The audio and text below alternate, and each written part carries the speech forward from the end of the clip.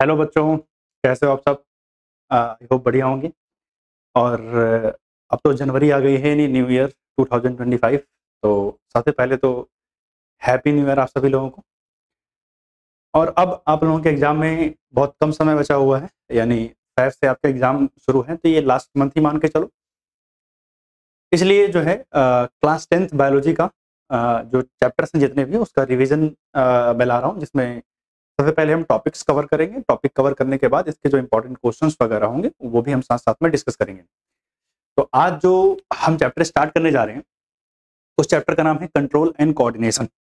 सबसे पहले अगर मैं बात करूँ, तो हमारी बॉडी इतनी कॉम्प्लेक्स है। अगर मैं बात करूँ, हमारी बॉडी में 15 ट्रिलियंस के अप्रॉक्स सेल्स हैं, इतने सारे ऑर्गन्स हैं, इतना सारा सिस्टम है और ये सब कुछ एक प्रॉपर ऑर्डर में चल रहा है। आपको पता है, जब हमें जो है कोई एक फंक्शन ऑर्गेनाइज करना होता है, लेट्स से मैरिज वगैरह जब होती है किसी की, तो आपको पता है बहुत सारे लोग आते जाते हैं। इतना बड़ा फंक्शन हमें जब ऑर्गेनाइज करना होता है, तो उसमें बड़ी सारी समस्याएं आती हैं हमको। हो सकता है आपके घर में, किसी के घर में शादी विवाह रिसेंट में अगर हुआ हो, तो उसको एक्सपीरियंस भी होगा। बहुत सारी चीजें मैनेज करने में बहुत सारी दिक्कतें आती हैं। आप एक बार सोच के देखो कि मेरी बॉडी के अंदर इतनी सारी सेल्स हैं, इतने सारे ऑर्गन हैं, इतना कॉम्प्लेक्स सिस्टम है ये पूरा, स्टिल ये सब कुछ एक प्रॉपर ऑर्डर में चल रहा है। लेट्स से मैं सुबह उठा, मैंने ब्रश किया और खाना खाने गया। मैंने खाना खाया, जैसे ही माउथ में फूड पहुंचा, माउथ से सलाइवा बनना शुरू हो गया। सही बात है भाई। फूड मेरे जो है स्टमक के अंदर पहुंचा, स्टमक के अंदर गैस्ट्रिक जूस की सिक्रिएशन शुरू हो गई। उसको पता है कि फूड आ गया है, अब गैस्ट्रिक जूस बनाना है, इसको डाइजेस्ट करने की जरूरत है। वो स्मॉल इंटेस्टाइन में पहुंचा, वहां डाइजेशन हुआ। वहां पे जो जो जूस रिक्वायर्ड थे, जो जो एंजाइम चाहिए थे, वो बिल्कुल टाइम पे पहुंचे। उसने सबने अपना काम किया। उसके बाद फूड डाइजेस्ट होकर एब्जॉर्ब होकर कहां पहुंच गया? ब्लड में पहुंच गया। सेल्स के पास पहुंचा, सेल ने अपना काम शुरू कर दिया। इसका मतलब इन सबको मैनेज करने वाला कोई तो होगा। ये सब इतना सिस्टमेटिक ऑर्डर में हो कैसे रहा है? इसको कर कौन रहा है? भाई मैंने फूड खाया, अगर गैस्ट्रिक जूस निकलने से इनकार कर देता कि भैया मैं तो रिलीज ही नहीं हूंगा, जो करना है कर लो, तो डाइजेशन की पूरी प्रोसेस क्या हो जाती? एकदम बेकार हो जाती, डिसरप्ट हो जाती, किसी काम की नहीं रह जाती। सही बात। तो कहने का मतलब क्या हुआ कि हमारी बॉडी में ये सब कुछ इतना प्रॉपर ऑर्डर में चल रहा है। ये कैसे हो रहा है, इस चैप्टर में बेसिकली हम इसी को समझने की कोशिश करेंगे। और इस चैप्टर का नाम क्या है? Control and coordination. तो सबसे पहला क्वेश्चन जो आता है कि सर कंट्रोल क्या होता है? कंट्रोल क्या होता है? अगर मैं बात करूं कंट्रोल की, तो एबिलिटी, यानी हमारी बॉडी की एबिलिटी या मेरी एबिलिटी, भी कंट्रोल किसको बोलते हैं? हम सोचते हैं कि भैया हमारा इस चीज पर कंट्रोल है, मतलब मैं वो चीज प्रॉपर्ली कर सकता हूं, जब मैं बोलूंगा होगा, जब मैं बोलूंगा नहीं होगा। सिंपल शब्दों में अगर आपसे कोई पूछे कंट्रोल क्या होता है, तो कंट्रोल होता है ability to regulate the functions, ability to regulate the functions of body, यानी बॉडी के जितने भी फंक्शंस हैं उसको रेगुलेट करने की एबिलिटी को हम क्या बोलते हैं? कंट्रोल बोलते हैं। भाई इन टर्म ऑफ हम ह्यूमन बॉडी की बात कर रहे हैं या प्लांट की बात कर रहे हैं या लिविंग ऑर्गेनिज्म में बोल रहा हूं सिंपली, तो उसको रेगुलेट करना कि कब होगा कब नहीं होगा, दैट इज कॉल्ड कंट्रोल। अगर मैं कोऑर्डिनेशन की बात करूं, आप एक बार समझना भाई। लेट्स से मैंने सोचा कि मुझे ये पेन पिक करना है। मैंने सोचा, ब्रेन के पास सिग्नल गया और मैंने ये पेन पिक कर लिया। अब इस पूरी प्रोसेस में क्या क्या हुआ? पहले मैंने सोचा, सिग्नल गया, फिर मेरा हाथ बिल्कुल टाइम पर आया, मैंने पेन को पिक कर लिया। अगर ये सारी चीजें प्रॉपर ऑर्डर में ना होती, भाई मैं चाह रहा था पेन पिक करना, हाथ इनकार कर देता कि भैया मुझे नहीं करना पिक, कैसे कर लेता मैं? सही बात है ना। कहने का मतलब अगर मुझे कोई फंक्शन करना है और उसमें मल्टीपल ऑर्गन्स इन्वॉल्व हैं, मल्टीपल स्ट्रक्चर्स इन्वॉल्व हैं, तो उन स्ट्रक्चर का एक पर्टिकुलर ऑर्डर में काम करना जरूरी है। भाई मैं चलना चाह रहा था, मैंने आगे पैर किया, फिर पिछला पैर आगे किया, मैं मूव कर रहा हूं। मैंने सोचा कि मुझे चलना है, लेकिन एक पैर कह रहा कि भैया मुझे नहीं जाना, मैं तो यहीं रहूंगा, काम नहीं होगा। जैसे मैंने बोला, आपने खाना खाया, आपका फूड कहां गया? स्टमक के अंदर गया। आपका डाइजेस्टिव सिस्टम जो था उसके अंदर हार्मोन्स बहुत सारे एंजाइम्स निकल रहे थे, एंजाइम्स ने रिलीज होने से मना कर दिया। गैस्ट्रिक यूज कर रहा, भैया मुझे डाइजेशन आज नहीं करना है। इंटेस्टाइन के जूस कर रहे, मुझे आज नहीं करना है। तो कहने का मतलब अगर ये सब कुछ एक पर्टिकुलर ऑर्डर में ना करें, मैंने फूड लिया, फूड को च्यू किया, चबाया, फिर वो इसोफेगस से होता हुआ कहां पहुंचा? स्टमक के अंदर पहुंचा। स्टमक के अंदर पहले पार्शियल डाइजेशन हुआ, देन कहाँ पहुंचा वो? स्मॉल इंटेस्टाइन के अंदर। स्मॉल इंटेस्टाइन के अंदर फर्दर डाइजेशन हुआ, फिर एब्जॉर्ब हुआ। क्या ये सब कुछ ऑर्डर में होना जरूरी है? बिल्कुल। ऐसा नहीं होगा कि पहले एब्जॉर्प्शन हो जाए, डाइजेशन बाद में करेंगे। ये सब कुछ एक ऑर्डर में होना जरूरी है। तो किसी भी चीज का आप कंट्रोल कर रहे हो, ठीक है, लेकिन कंट्रोल कैसे होना चाहिए? एक ऑर्डर में होना चाहिए, तभी उससे कुछ आउटपुट निकल के आएगा, अदरवाइज वो बेकार हो जाएगा। तो कहने का मतलब ऑर्डरली या फिर आप बोलो सिस्टमैटिक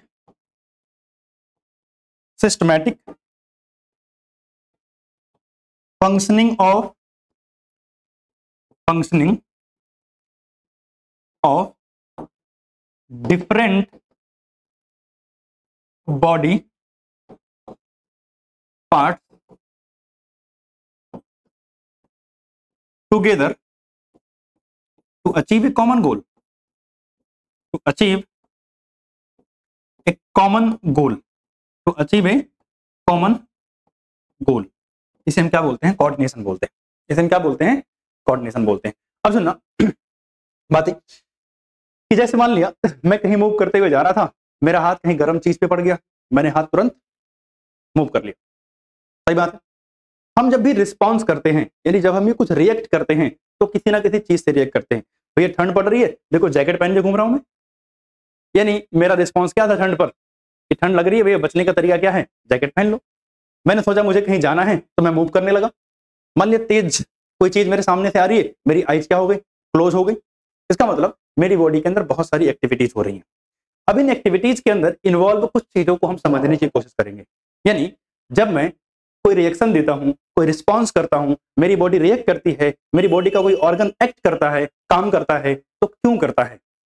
कुछ ना कुछ चीजें होती होंगी जिसकी वजह से रिस्पॉन्स करता होगा। तो सुनना, तो सबसे पहली टर्म हमारे पास जो आती है उसका नाम क्या है बच्चे? स्टिमुलस।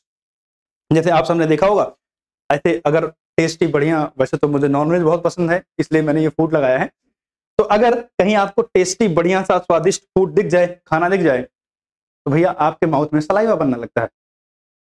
सलाइवा बनना एक रिस्पॉन्स था, लेकिन ये किसकी वजह से हुआ? इस फूड की वजह से ना, टेस्टी फूड की वजह से। अगर हम बात करें, एक बच्चा यहां दिख रहा है जिसने क्या किया भैया? प्रेस को टच किया, हीट महसूस हुई, उसने हाथ हटा लिया, तुरंत हाथ उसने हटा लिया। क्यों? उसको हीट महसूस हुई। तो उसका जो हाथ हटाना, ये जो रिस्पॉन्स था, वो किसके लिए हुआ? इस हीट के लिए हुआ। कहने का मतलब वो कोई सा भी चेंज, इन्वायरमेंट में जो कोई चेंज हो रहा है, या फिर इन्वायरमेंट में कोई फैक्टर, कोई एजेंट जिसकी वजह से मैं कुछ रिस्पॉन्स करूं, मैं कुछ मूवमेंट करूं अपनी बॉडी के अंदर, उसे मैं क्या बोलता हूं? स्टिमुलस बोलता हूं। तो स्टिमुलस क्या है? एनी चेंज और फैक्टर और एजेंट which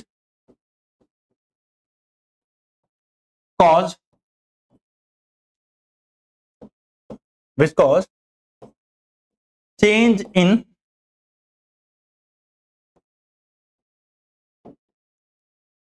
activity और behavior of living organism।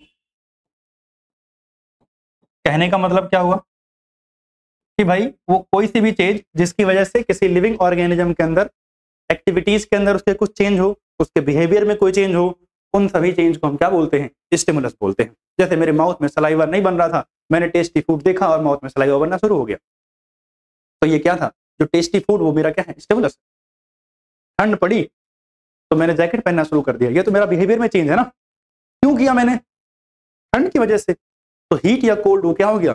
Stimulus हो गया। वो क्या हो गया? स्टिमुलस हो गया। जैसे इस बच्चे ने प्रेस को टच किया, हाथ हटा लिया, तो हीट यहाँ पे जो थी वो क्या थी? स्टिमुलस थी। तो स्टिमुलस क्या होता है? जिसके लिए हमारी बॉडी में कुछ चेंज आए, उन सभी चीजों को हम क्या बोलते हैं? स्टिमुलस बोलते हैं। उन सभी चीजों को हम क्या बोलते हैं? स्टिमुलस बोलते हैं। अब सुनना, स्टिमुलस के बाद हमारे पास अगली जो टर्म आती है उसका नाम है सेंस ऑर्गन। सेंस ऑर्गन के बारे में तो आप थोड़ा बहुत जानते ही होंगे। सेंस ऑर्गन, अब सुना ध्यान से भाई, गर्म चीज को मैंने टच किया और मुझे वो महसूस हुआ कि वो गर्म है। ठंड आई, मुझे फील हुआ कि भैया ठंड लग रही है, स्वेटर पहन लेना चाहिए, जैकेट पहन लेना चाहिए। मैंने फूड देखा, मुझे लगा अच्छा ये फूड टेस्टी है, इसका मतलब मैं कुछ चीजें सेंस कर पा रहा हूं। तो जो चीजें सेंस करने में, जिन ऑर्गन्स का रोल होता है ना चीजों को सेंस करने में, उन ऑर्गन्स को हम क्या बोलते हैं? सेंस ऑर्गन बोलते हैं। अगर हम बात करें तो हमारे पास टोटल कितने सेंस ऑर्गन हैं? 5 सेंस ऑर्गन है। क्या है? 5 सेंस ऑर्गन है। जैसे आपको ये दिख रही है, ये आपकी थोड़ी टेढ़ी मेढ़ी सी नोज, ये भी सेंस करने में हेल्प करती है। ये आपको जो दिख रहा है भाई, ये क्या है? टंग। ये क्या है भाई साहब? ईयर। ये क्या है भाई साहब? हाथ नहीं, स्किन। ठीक है, ये क्या है? हमारी आंखें, आईज। तो ये हमारे पास टोटल 5 सेंस ऑर्गन है, जिसकी हेल्प से इन्वायरमेंट में होने वाले चेंजेस को हम सेंस कर पाते हैं, या ऑब्जर्व कर पाते हैं, या मैं बोलूं फील कर पाते हैं।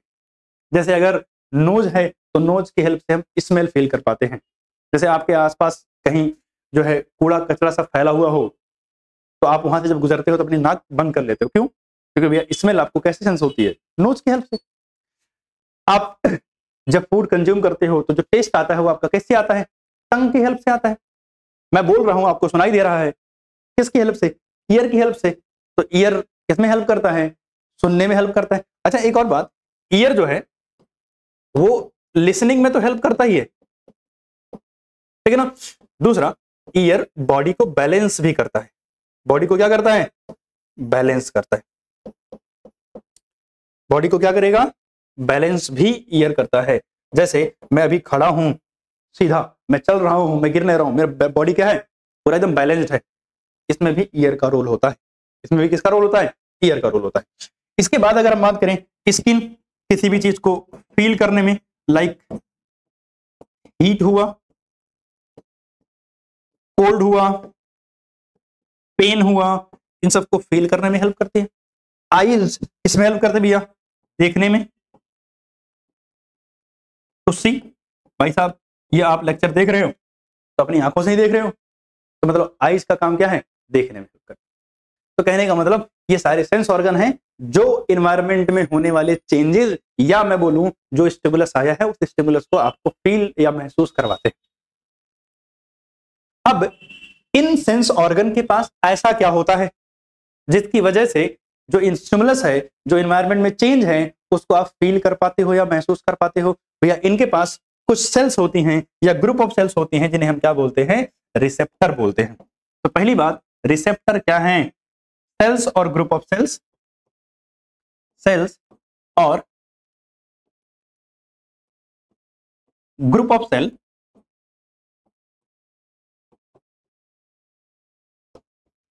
that can receive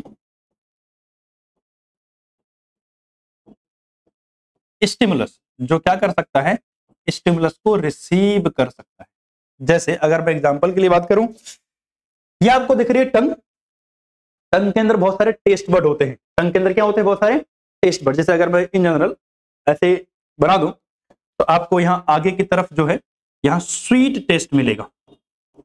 जो बैक साइड होता है पीछे की तरफ, यहां आपको बिटर टेस्ट मिलेगा। क्या मिलेगा? बिटर टेस्ट मिलेगा। इधर साइड में आपको सॉल्ट यानी सॉल्टी एंड सॉर टेस्ट मिलेगा। तो यानी टंग के अंदर आपको अलग अलग टेस्ट मिलते हैं। अब मेरी बात सुनना, टंग के अंदर कुछ रिसेप्टर्स होते हैं, यानी कुछ सेल्स होती हैं जो इस टेस्ट को फील करने में हेल्प करती हैं। टंग एक सेंस ऑर्गन है और उस सेंस ऑर्गन के पास क्या है? कुछ सेल्स हैं या ग्रुप ऑफ सेल्स हैं जो हेल्प कर रही हैं टू रिसीव द स्टिमुलस। जैसे अगर मैं टंग की बात करूं, टंग के अगर मैं इतनी सी एरिया को जूम करूंगा तो वहां मुझे कई सारे टेस्ट बर्ड दिखाई देंगे, और इनको मैं बहुत अच्छे से जूम करके देखूंगा तो मुझे इसके अंदर ऐसे देखो बहुत सारी ग्रुप्स ऑफ सेल्स दिखाई देंगी, and these group of cells are called receptor. क्या बोलते हैं इनको? हम रिसेप्टर बोलते हैं। यानी टंग के अंदर रिसेप्टर हैं जो एक्चुअली में टेस्ट को महसूस करके आपको बता रहे हैं कि भैया कैसा टेस्ट है। अगर हम बात करें आइज के अंदर, तो आइज के अंदर देखो इतनी सी एरिया को जूम किया तो यहां से आपको क्या दिखें? कॉन्स एंड रोड्स दिखें, यानी पीछे की तरफ रिसेप्टर्स लगे होते हैं आइज के अंदर। तो जो आइज है इसके अंदर ये रिसेप्टर क्या करेंगे? लाइट को रिसीव करेंगे और आपको किसी चीज को देखने में हेल्प करेंगे। तो रिसेप्टर्स क्या होते हैं? वो सेल्स या ग्रुप ऑफ सेल्स जो चीजों को रिसीव करने में या देखने में हेल्प करते हैं, उन्हें हम क्या बोलते हैं? रिसेप्टर बोलते हैं। थोड़ा सा मैं इसको स्क्रीन से हटा रहा हूं, अब मैं कुछ रिसेप्टर्स के नाम लिखूंगा। जैसे मान लिया सबसे पहले अगर हम बात करें,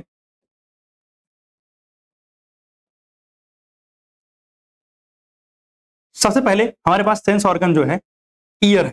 तो ईयर के अंदर कौन सा रिसेप्टर होता है भैया? फोनो रिसेप्टर। क्या होता है? फोनो रिसेप्टर। और भैया ये फोनो रिसेप्टर किस में हेल्प करता है? हियरिंग में, सुनने में हेल्प करता है। जैसे अगर हम बात करें टंग की, तो भैया टंग में कौन सा रिसेप्टर होता है? गस्टेटरी रिसेप्टर नाम है उसका। क्या नाम है? Gustatory receptor. भैया ये गस्टेटरी रिसेप्टर किस में काम करता है? टेस्ट में हेल्प करेगा, टेस्ट में हेल्प करेगा। अगर हम बात करें किसकी? नोज की, तो नोज के अंदर कौन सा रिसेप्टर होता है? Olfactory receptor. ऑल्फैक्टरी रिसेप्टर, इसका काम क्या होता है भाई साहब? स्मेल का काम करवाना। अगर हम आईज की बात करें, तो आईज में कौन सा रिसेप्टर होता है? Photo receptor. कौन सा होता है? Photo receptor. और फोटो रिसेप्टर का काम क्या होता है भाई साहब?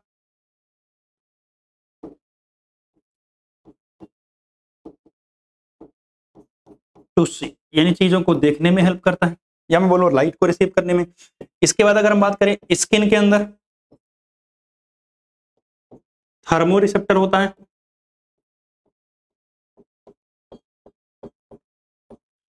और ये क्या करता है? हॉट या कोल्ड को फील करने में हेल्प करेगा। ये सारे रिसेप्टर्स हो गए जो अलग अलग सेंस ऑर्गन के अंदर मौजूद होते हैं और जो हमें स्टिमुलस को रिसीव करने में हेल्प करते हैं। लेट्स से किसी ने कुछ बोला, तो जो बोला है आवाज, जो साउंड है, साउंड इज द स्टिमुलस। अब वो स्टिमुलस रिसीव किसने किया? ईयर ने रिसीव किया, आपके ब्रेन को पहुंचाया, उसने उसको सेंस किया और उसका इंटरप्रिटेशन, मतलब क्या आवाज है, क्या साउंड है, क्या बोला है, वो आपको महसूस हुआ, पता चला आपको। लाइट आ रही है, उस लाइट की हेल्प से उसके आईज के अंदर जाके रिफ्लेक्शन वगैरह हुए, इमेज बनी और इमेज को मैंने देखा। कहीं फूड था, उसका स्मेल आ रही थी, तो उसकी स्मेल से मेरी नोज को पता चला और इससे मुझे पता चला कि भैया स्मेल अच्छी है, बुरी है, या जो भी है। खाना खाया, उसका टेस्ट कैसा है, अच्छा है, बुरा है, खराब है, जैसे उसको गस्टेटरी रिसेप्टर ने सेंस किया और मुझे पता चला कि किसी फूड का टेस्ट कैसा है। तो कहने का मतलब ये रिसेप्टर्स हैं जो हेल्प करते हैं सिग्नल्स को रिसीव करने में, जो स्टिमुलस आ रही है उसको रिसीव करने में। तो पहली बात हमने क्या समझा कि सबसे पहली बात, जो इन्वायरमेंट में या आसपास जो भी चेंज हो रहा है, उस चेंज को हम स्टिमुलस बोलते हैं और उस स्टिमुलस के रिसीव करने वाले ऑर्गन को सेंस ऑर्गन बोला जाता है। और उन सेंस ऑर्गन के पास ऐसा क्या होता है जिससे वो स्टिमुलस रिसीव कर पाते हैं? भैया उनके पास होते हैं रिसेप्टर्स। अलग अलग ऑर्गन के अंदर अलग अलग रिसेप्टर हैं जो अलग अलग टाइप की स्टिमुलस को रिसीव कर सकते हैं। अब सुनना ध्यान से, जब स्टिमुलस को रिसीव किया तो भैया उसका रिस्पॉन्स कौन देता है? उसका रिस्पॉन्स हमारी बॉडी के अलग अलग ऑर्गन्स देते हैं। जैसे अभी हमने थोड़ी देर पहले एक इमेज देखी जिसमें एक बच्चे ने गर्म प्रेस को टच किया था और अपना हाथ हटा लिया। स्टिमुलस क्या था? हीट। हैंड रिमूव करना, ये रिस्पॉन्स था। लेकिन इसमें कौन से ऑर्गन ने काम किया? पहली बात तो सेंस किसने किया? स्किन ने किया। स्किन में कौन से रिसेप्टर थे? थर्मो रिसेप्टर थे। स्किन के थर्मो रिसेप्टर ने उसको सेंस किया, उसको कहां तक लेके गए? ब्रेन तक लेके गए। ब्रेन ने बताया कि भैया हाथ हटाना है। ऑब्वियसली जैसे अगर मैं बात करूं तो इसमें बहुत माइन्यूट से मिस्टेक मत निकालने लग जाना कि ब्रेन के पास नहीं, वो जो है स्पाइनल कॉर्ड के पास सिग्नल जाता है। बट ठीक है, अभी मैं कॉमनली ब्रेन की बात कर रहा हूं। जब हम बात कर लेंगे कि रिफ्लेक्स एक्शन कैसे काम करता है तो आपको क्लियर हो जाएगा। तो मैंने क्या किया, टच किया हीट को और उसके बाद फिर हटाया हाथ। जब मैंने हाथ हटाया तो सिग्नल कहाँ गया? मेरे नर्वस सिस्टम के पास गया। और उसके रिस्पॉन्स में मैंने क्या किया था? हैंड रिमूव किया था, हैंड मूव किया। अब सुनना ध्यान से, हैंड मूव करने में किसने काम किया? मसल्स ने काम किया। मसल के अंदर बोन्स थी, बोन्स के जो है बोन्स के ऊपर मसल्स लगी हुई थी। भैया बोन है, बोन के ऊपर क्या लगी हुई है? मसल लगी हुई है। नर्व सिस्टम, वो सिग्नल कहां से आया? ब्रेन के पास से। किसके पास पहुंचा? मसल के पास पहुंचा। मसल ने क्या किया? रिस्पॉन्स किया। इफेक्टर कौन है? जो रिस्पॉन्स जनरेट करता है, जो रिएक्ट करता है, जो एक्ट करता है किस पर? On stimulus. यानी जब स्टिमुलस आएगा तो उस पर एक्ट करने वाला जो होता है उसे हम क्या बोलते हैं? इफेक्टर बोलते हैं। तो टिश्यूज और ऑर्गन और ग्लैंड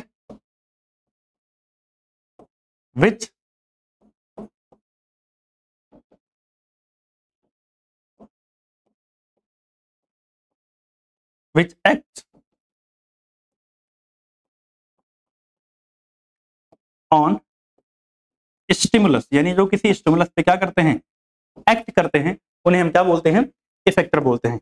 एग्जाम्पल के लिए जैसे हैंड जब हम मूव कर रहे हैं तो उसमें मसल्स एक्ट कर रही हैं, तो वो स्टिमुलस है, मतलब वो इफेक्टर है। जब मैंने किसी टेस्टी फूड को देखा तो माउथ में सलाइवा बनना शुरू हुआ, किसने रिस्पॉन्स दिया? सलाइवरी ग्लैंड ने। किसने रिस्पॉन्स किया? सलाइवरी ग्लैंड ने रिस्पॉन्स किया। तो ये भी क्या हो सकता है?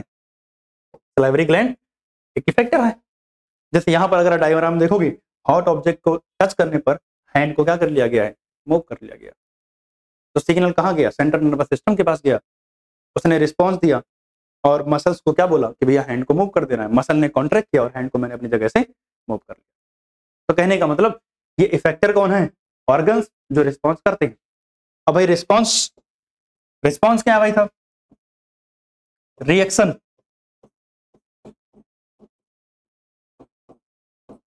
Of organ, reaction of organs, tissues और ग्लैंड्स टुवर्ड्स स्टिमुलस। किसी स्टिमुलस के लिए जो रिएक्शन होगा किसी ऑर्गन का, उसे हम क्या बोलते हैं? रिस्पॉन्स बोलते हैं। क्या बोलते हैं उसको हम? रिस्पॉन्स बोलते हैं। अब सुनना, अगर हम इस पूरे सिनेरियो की बात करें तो जैसे मेरे पास यहां पर कोई हॉट ऑब्जेक्ट है, ठीक, तो भैया ऑब्जेक्ट कैसा है? हॉट है। तो उसको क्या कर दिया? किसी ने टच किया, तो इसका रिसीव कौन करेगा? रिसेप्टर करेंगे। कौन करेंगे इसको रिसीव? रिसेप्टर करेंगे। रिसेप्टर से ये सिग्नल कहां जाएगा? सीएनएस के पास, यानी नर्वस सिस्टम। अभी समझो। उसके बाद वहां से फिर से क्या आएगा? भाई ये सिग्नल किसके पास गया? नर्वस सिस्टम के पास। फिर वहां से सिग्नल आएगा और ये सिग्नल किसके पास पहुंचेगा? इफेक्टर के पास। इफेक्टर कौन है इसमें? मसल है। फिर क्या होगा भाई साहब? रिस्पॉन्स होगा। क्या होगा? रिस्पॉन्स। रिस्पॉन्स क्या है? Moving hand, moving hand.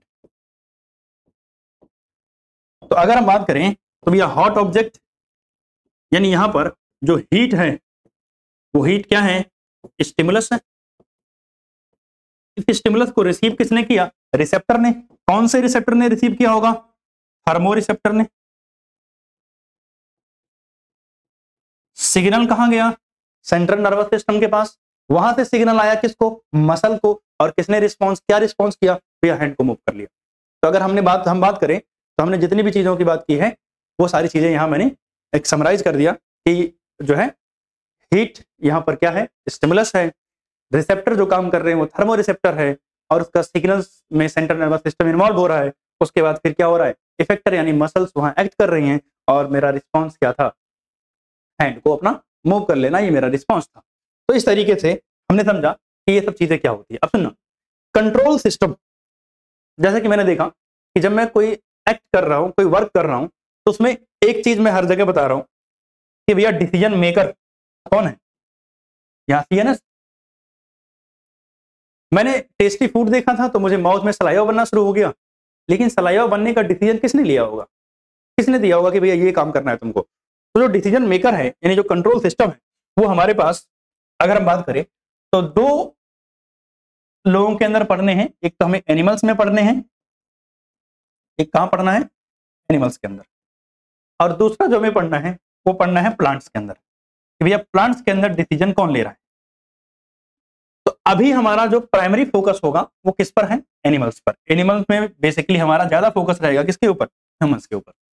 तो अगर हम एनिमल्स के अंदर बात करें तो एनिमल्स में चीजों को कंट्रोल करने के हमारे पास दो तरीके हैं, एक है नर्वस सिस्टम, एक क्या है नर्वस सिस्टम, और दूसरा है एंडोक्राइन सिस्टम। एंडोक्राइन सिस्टम, अगर आप बात करोगे नर्वस सिस्टम की तो नर्वस सिस्टम में क्या होते हैं, न्यूरॉन्स होते हैं और वो सिग्नल्स को एक जगह से दूसरी जगह पे ट्रांसमिट करते हैं। दूसरा हमारे पास एंडोक्राइन सिस्टम है जिसमें हम with the help of hormones, hormones are the some chemicals, कुछ केमिकल्स होते हैं जिसकी हेल्प से हम सिग्नल्स को एक जगह से दूसरी जगह पे ट्रांसमिट करते हैं। तो सर हमारा काम एक से क्यों नहीं हो गया, दो दो बनाने की क्या जरूरत थी, वैसे भी पढ़ पढ़ के थक गए हैं, ये दो दो बना के एक टेंशन हमारी बढ़ा दी, क्या नीड थी एंडोक्राइन सिस्टम की अगर नर्वस सिस्टम काम कर रहा था। सही बात है ना। तो जब हम नर्वस सिस्टम वाला रिस्पॉन्स पूरा का पूरा पढ़ लेंगे तो इसका आंसर आपको डेफिनेटली मिलेगा और मैं ही दूंगा कि हमें एंडोक्राइन सिस्टम की रिक्वायरमेंट क्यों है। बट पहले हमारा पूरा फोकस कहाँ रहेगा, नर्वस सिस्टम पे, यानी समझेंगे नर्वस सिस्टम क्या होता है, कैसे काम करता है। जब ये काम समझ जाएंगे ना तो हमको कुछ इसके फायदे और नुकसान पता चलेंगे, तो हम समझेंगे कि भैया हमको अब एंडोक्राइन सिस्टम की जरूरत क्यों है, एंडोक्राइन सिस्टम किस तरीके से कुछ जो डिसएडवांटेज है नर्वस सिस्टम के इसको दूर कैसे करता है। क्लियर है। तो अगर हम बात करें तो यहाँ पर हमें नर्वस सिस्टम और एंडोक्राइन सिस्टम दो चीजें पढ़नी है ह्यूमंस में। तो सबसे पहले हम स्टार्ट करते हैं किसमें, नर्वस सिस्टम की। अगर हम बात करें नर्वस सिस्टम की तो हमने नर्वस सिस्टम को बेसिकली दो ग्रुप में डिवाइड कर रखा है। Human nervous system is divided into two group. एक को हम बोलते हैं central nervous system, central nervous system. दूसरे को हम बोलते हैं पेरिफेरल नर्वस सिस्टम।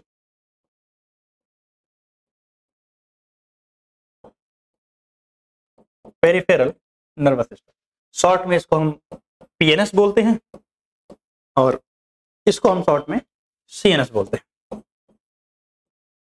क्लियर है। जो हमारा सेंट्रल नर्वस सिस्टम होता है इसमें मेन दो पार्ट आते हैं, एक आता है आपका ब्रेन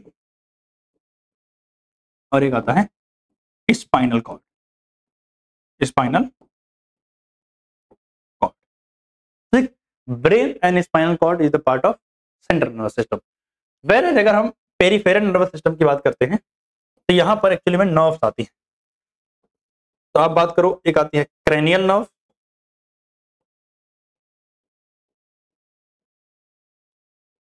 एक आती है spinal nerves.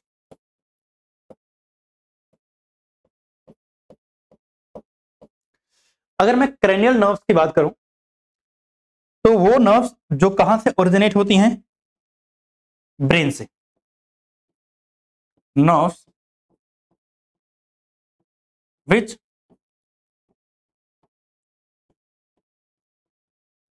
originates from brain, और जो है ये नर्व्स जो कहां से ओरिजिनेट होती हैं, which originates from spinal cord. तो जो स्पाइनल कॉर्ड से ओरिजिनेट होती हैं उन्हें हम क्या बोलते हैं, स्पाइनल नर्व्स बोलते हैं, और दूसरे को हम क्या बोलते हैं, जो है क्रेनियल नर्व्स बोलते हैं। क्लियर है बात। तो अगर हम आगे चलते हैं तो भैया नर्वस सिस्टम की जैसे कि मैंने बात की कि हमारे पास cranial, spinal nerve and brain और स्पाइनल कॉर्ड आता है। तो अगर आप ध्यान से देखो इस डायग्राम के अंदर तो आपको ये पूरा नेटवर्क दिख रहा है। एक तो बीच में ये खोपड़ी हमारी है, मतलब ब्रेन खोपड़ी के अंदर, इसके बाद सेंटर में एक पूरी ट्यूब होती है, the central rod like structure, इसे हम क्या बोलते हैं, स्पाइनल कॉर्ड। इसके बाद अगर आप देखो इधर इधर चारों तरफ पूरी ब्रांचेज है। तो ये ब्रेन है और ये क्या है, स्पाइनल कॉर्ड है, और इसके बाद जो भी आपको ब्रांचिंग चारों तरफ दिख रही है ये सब क्या है, नर्व्स। यानी ये सारी की सारी ब्रांचिंग क्या है, जिसको आप क्रैनियल और स्पाइनल में डिवाइड कर रहे थे।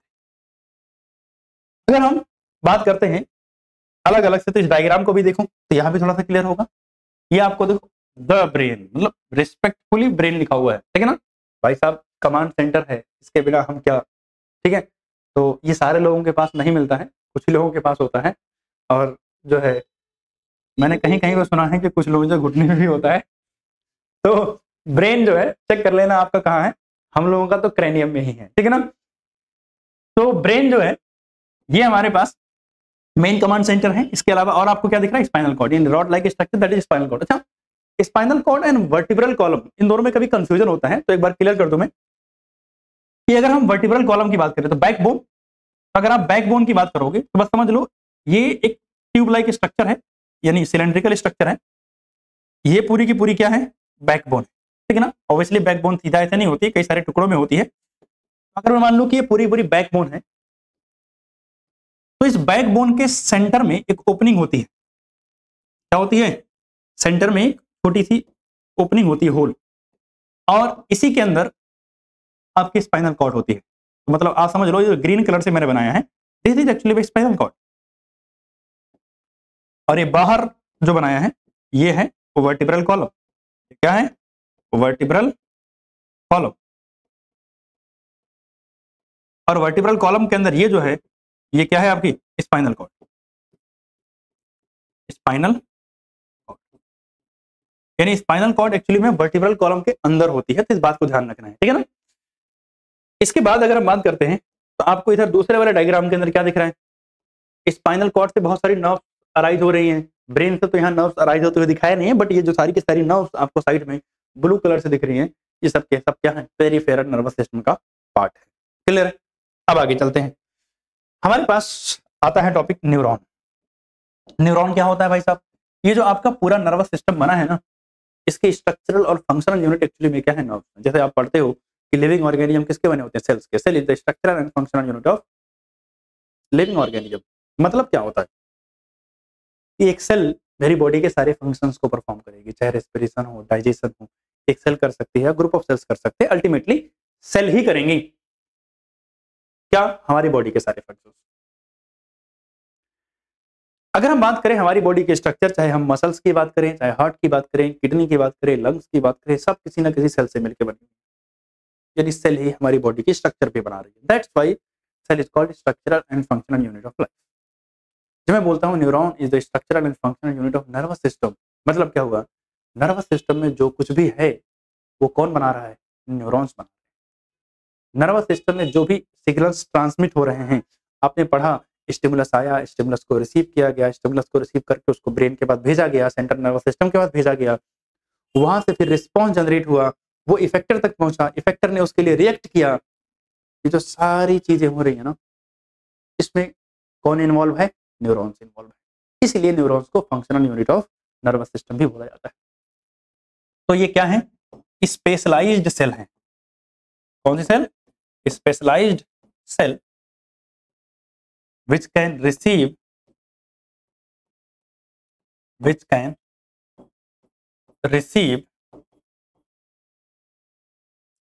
signals, रिसीव एंड ट्रांसमिट कर देते हैं, रिसीव एंड ट्रांसमिट सिग्नल्स। इन्हीं सिग्नल्स को हम नर्व इंपल्स भी बोलते हैं। आगे समझेंगे कि नर्व इंपल्स क्या होता है, ठीक है ना। तो सिग्नल्स को रिसीव करना और उसको ट्रांसमिट करने का काम किसका होता है, न्यूरॉन्स का। ये है structural and functional, structural and functional unit of nervous system. Nervous system यानी नर्वस सिस्टम की ये स्ट्रक्चरल एंड फंक्शनल यूनिट। और इंपॉर्टेंट बात, एक और बात याद रखना, ये लॉन्गेस्ट सेल होती है हमारी बॉडी की। सबसे लॉन्गेस्ट सेल में से कौन आती हैं, न्यूरॉन्स आते हैं। Neurons is the longest cell of the body, ठीक है ना। तो ये बात भी ध्यान रखनी है आपको। अब अगर हम बात करें तो हमें एक डायग्राम बनाना है न्यूरॉन्स का, तो बनाते हैं।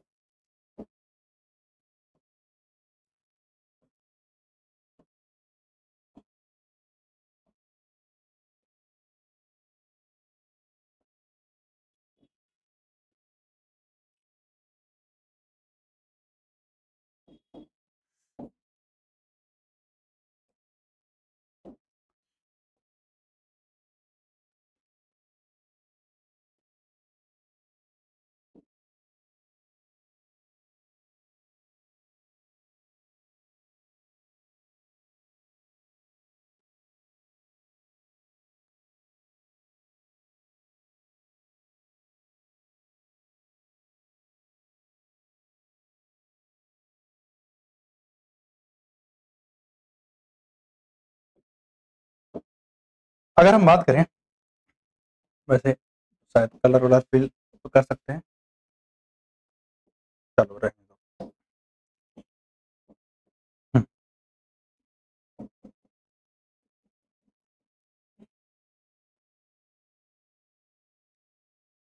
इस सेंटर में जो बना रहा हूँ ये न्यूक्लियस है। नॉर्मली हर एक सेल के अंदर ये न्यूक्लियस होता है। इसके बाद जो है यहाँ पर कुछ सेल्स की कवरिंग होती है। लेट्स से इसको इससे फिल कर देते हैं। ओके,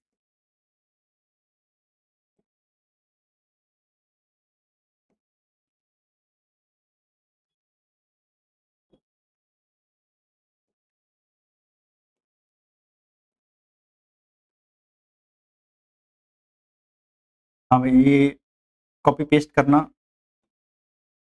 हमारी कला है, तो बुरा मत मानना, आप लोग बनाना है आप लोगों को।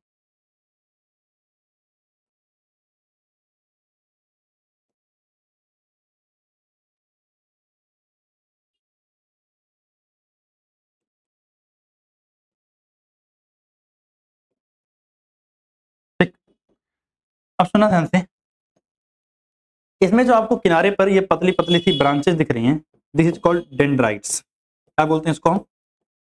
डेंड्राइट्स बोलते हैं। डेंड्राइट्स क्या होती हैं?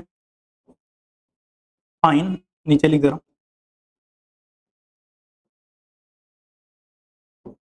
थिन या फाइन प्रोसेसेस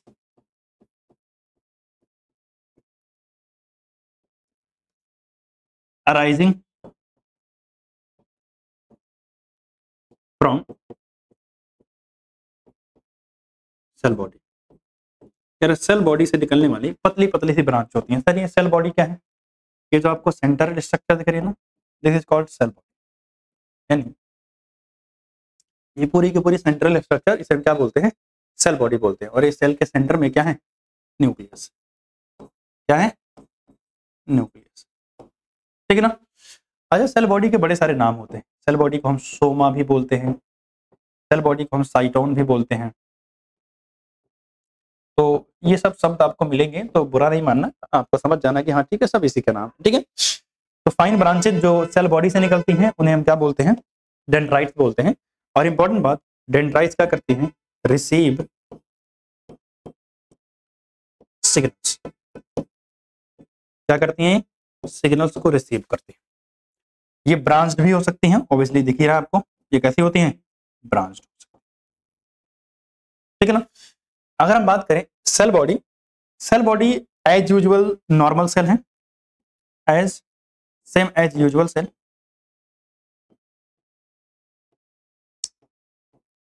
ये नॉर्मली जो सेल होती हैं उसके जैसी होती है। इसमें आपको माइटोकॉन्ड्रिया, गोल्जी बॉडी, साइटोप्लाज्म, ये सब कुछ आपको देखने को मिलेगा। एक चीज नहीं मिलती है, सेंट्रियोल नाम की स्ट्रक्चर इनके पास नहीं होती है।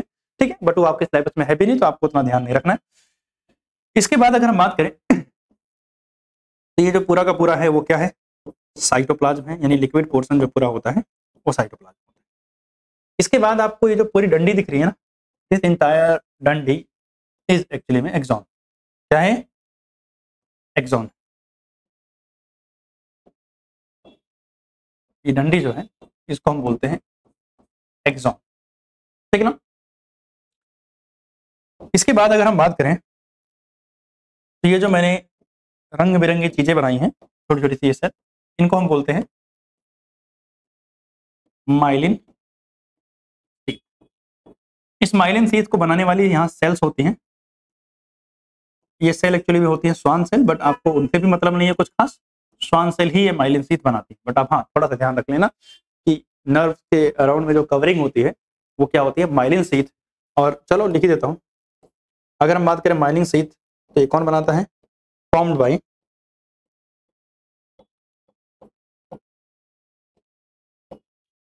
स्वान सेल। कौन बनाते हैं? Schwann cell. कौन बनाती हैं? Schwann cell. इसके बाद आपको दिख रहा है दिस एरिया, इसे हम बोलते हैं बच्चे नर्व एंडिंग। क्या बोलते हैं इसको हम? नर्व एंडिंग, या इसको बोलते हैं एक्सॉन टर्मिनल, एक्सॉन टर्मिनल।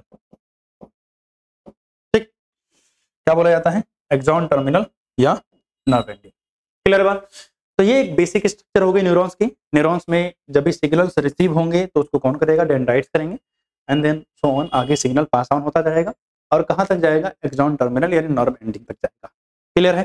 ठीक, तो एक बेसिक आइडिया आपको न्यूरॉन्स का लग गया। अब हम बात करते हैं types of neurons on the basis of function. Basically हम किसके बेसिस पर बात कर रहे हैं, फंक्शन के बेसिस पर, ऑन बेसिस ऑफ फंक्शन।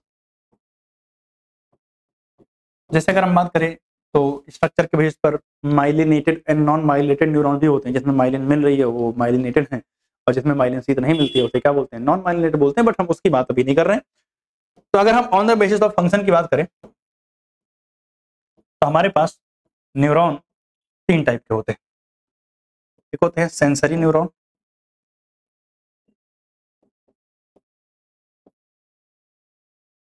कौन से न्यूरॉन, सेंसरी न्यूरॉन। दूसरे होते हैं मोटर न्यूरॉन,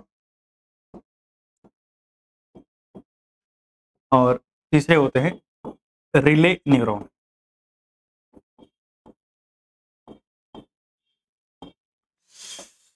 अगर हम बात करें तो सेंसरी न्यूरॉन क्या करते हैं, ट्रांसमिट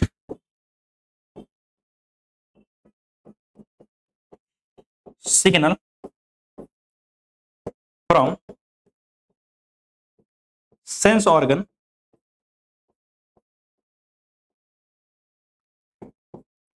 टू सीएनएस, यानी सेंट्रल नर्वस सिस्टम को सिग्नल्स ट्रांसमिट करते हैं सेंस ऑर्गन से। यानी सेंस ऑर्गन जैसे मेरे पास आईज, स्किन, नोच, ये सब थे ना, यानी इसके पास जो भी स्टिमुलस आएगा उसको रिसीव करने के बाद कहाँ लेके जाएंगे, सेंट्रल नर्वस सिस्टम तक लेके जाएंगे। तो वो कौन होते हैं, सेंसरी न्यूरॉन्स होते हैं। मोटर न्यूरॉन क्या करते हैं, transmit signal from CNS to effector, यानी जो इफेक्टर ऑर्गन होते हैं वहां तक सिग्नल को कौन लेके जाता है, मोटर न्यूरॉन। जैसे सिग्नल मान लीजिए, जैसे मैंने बोला कि अगर मैंने किसी गर्म चीज को टच किया तो मैंने हाथ मूव किया था, जब मैंने किसी गर्म चीज को टच किया था तो स्टिमुलस आया, स्टिमुलस को रिसीव किसने किया, सेंसरी रिसेप्टर ने, रिसेप्टर ने सेंसरी न्यूरॉन्स के थ्रू कहां भेज दिया, सेंट्रल नर्वस सिस्टम के पास।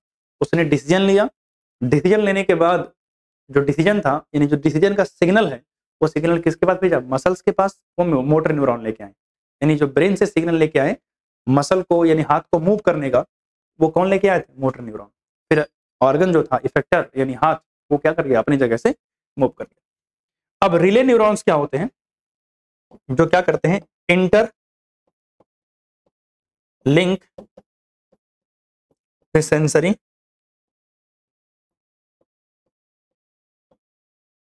And motor neuron,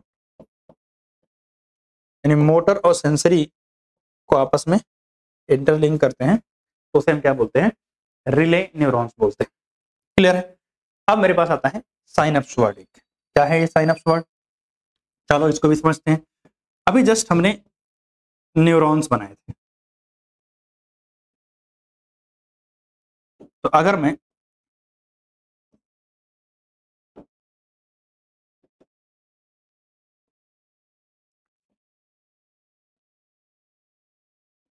in neurons की बात करूं,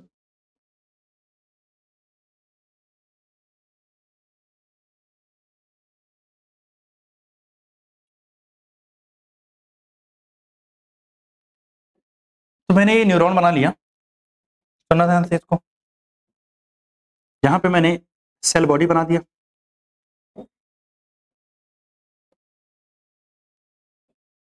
अब ये दूसरा न्यूरॉन, जब कभी दो न्यूरॉन एक दूसरे के पास में आते हैं तो इनके बीच में एक गैप रहता है, जैसे ये है ना, जब बिल्कुल टच नहीं होते हैं, ये न्यूरॉन है। तो ये जो गैप आपको बीच में दिख रहा है दोनों न्यूरॉन्स के बीच में, इसी गैप को हम क्या बोलते हैं,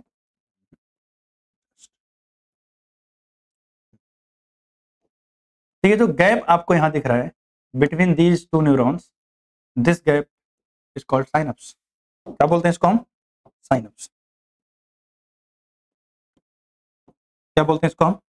साइनप्स बोलते हैं। जो साइनप्स होते हैं बच्चे, वो केमिकल साइनप्स एक होता है,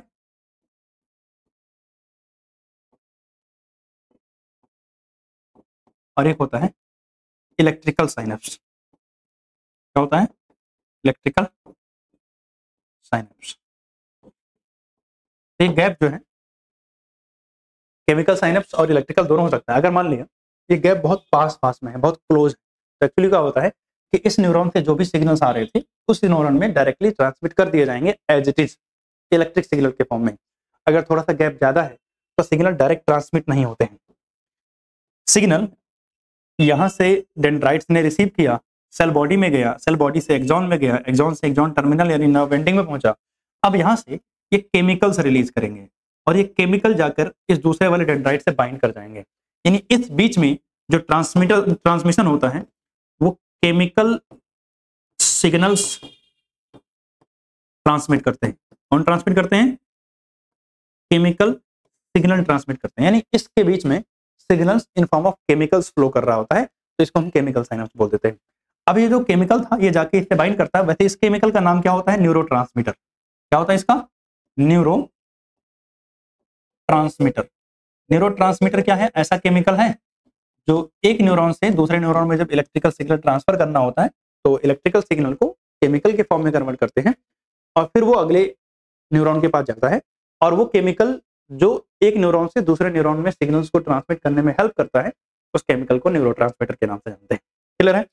अच्छा, एक और बात, जब कभी यही न्यूरॉन, जैसे मान लिया लेट्स से मैं इसकी कॉपी कर लेता हूं, अगर मान लिया ये एक न्यूरॉन है और ये न्यूरॉन कहीं कनेक्ट हो जाए मसल के साथ, तो ये न्यूरॉन है ना, इस न्यूरॉन की एंडिंग जाके किससे कनेक्ट हो जाए?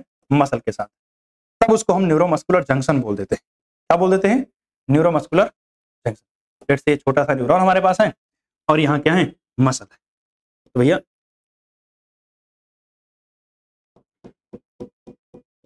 ये मैंने बना दी हाँ मसल।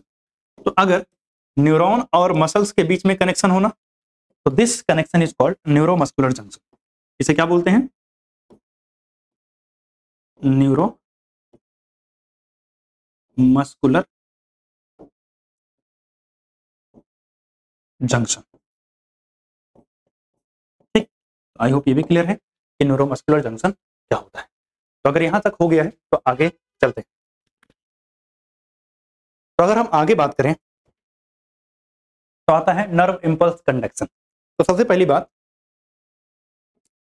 अगर हम बात करें तो नर्व इंपल्स क्या होता है?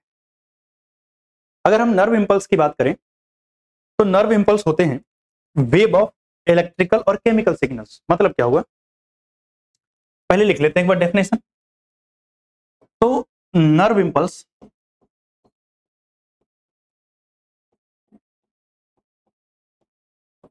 आर वेव ऑफ इलेक्ट्रिकल और केमिकल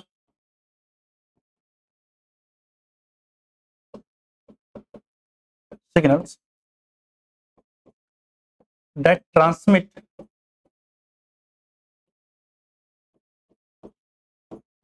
through neuron,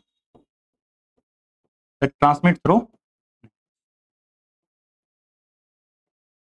देखो, अगर हम बात करें तो ये इलेक्ट्रिकल और केमिकल सिग्नल एग्जैक्टली क्या होते हैं इसको समझने के लिए तो हमें थोड़ा सा हायर क्लासेस में जाना पड़ेगा, बट हम बेसिक सा थोड़ा सा समझेंगे इसको। जैसे मान लिया मेरे पास कोई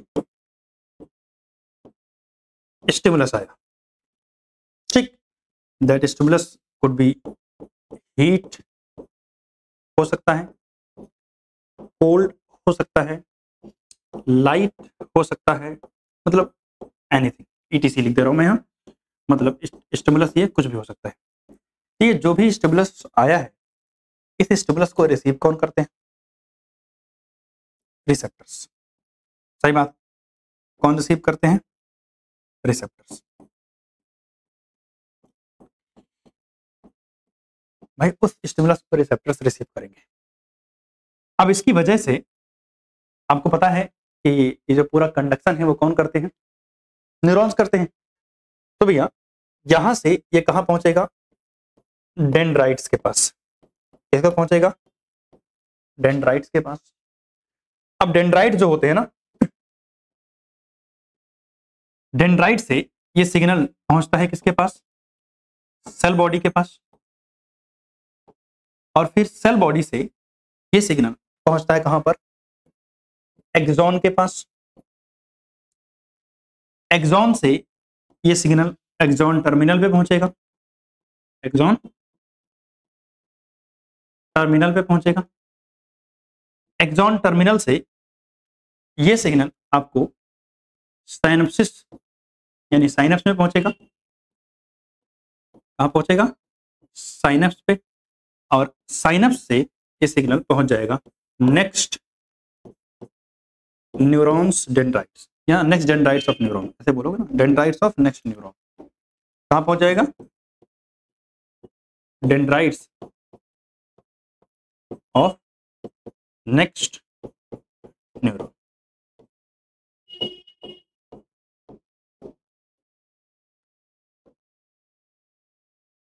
अब सुनो इसको,